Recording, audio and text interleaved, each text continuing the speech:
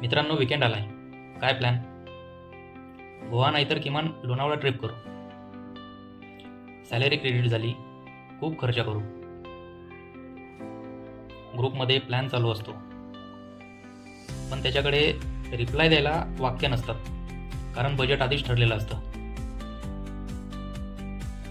मित्राचं स्टेटस दिसते, weekend trip, तेव्हा नोटबुकमध्ये लिहिलेला सगळा खर्च दिसतो. रेंट, मेस, घरी पाठवायचे पैसे. बरेच मुलं विकेंडला बाहेर फिरायला जातात, पण तो एक मुलगा असा असतो जो रूमवर राहतो. त्याला पण वाटतं आपण बाहेर कुठेतरी फिरायला जावं, मूवी, कॅफे, पण तो स्वतःला थांबवतो आणि सांगतो थोडं थांब, कारण ते पैसे फक्त त्याचेच नसतात.